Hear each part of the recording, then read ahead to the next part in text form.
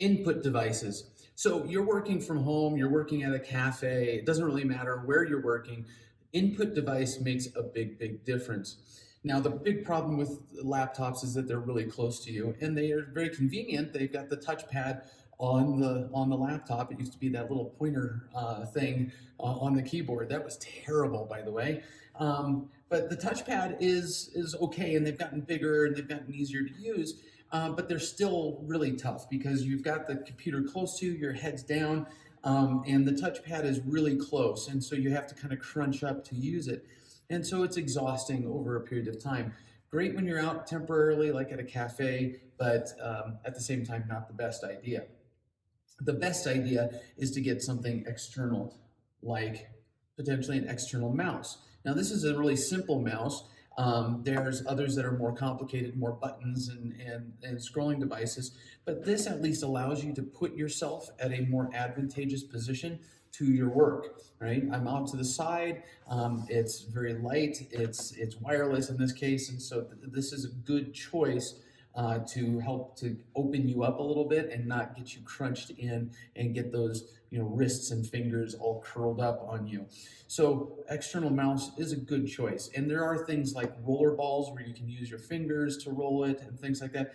That's good too. And it's just a matter of preference.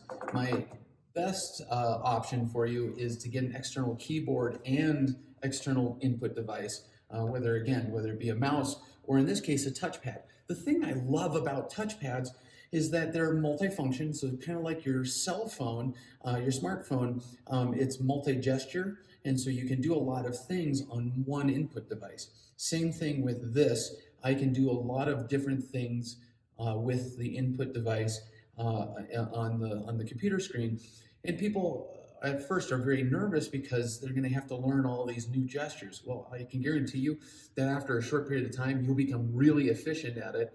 And even somebody that's working in like an Excel sheet or a spreadsheet type of environment, this works very well. And I have had many people go from anxious to loving it in a very short amount of time. But this allows me to even more efficiently get my inputs in and to work very well. And again, it's very portable. I can take this to a cafe with me if I'm working from a cafe. I can work from multiple surfaces at home or at my great autonomous desk that I'm working at here. The important part is that if you've been working on the same input device for a long time, change it.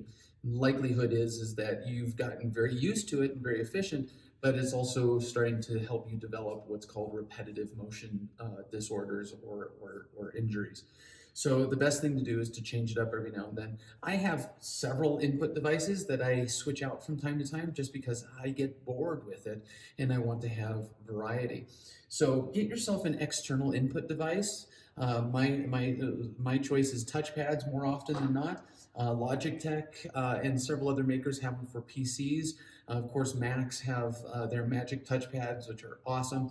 But even if it's a mouse, get that external input device, free up your hands, relieve yourself, and make sure that you just move and you stretch periodically throughout the day, so that way you have a good work day with the least amount of injury. It really doesn't matter. No, it's bad.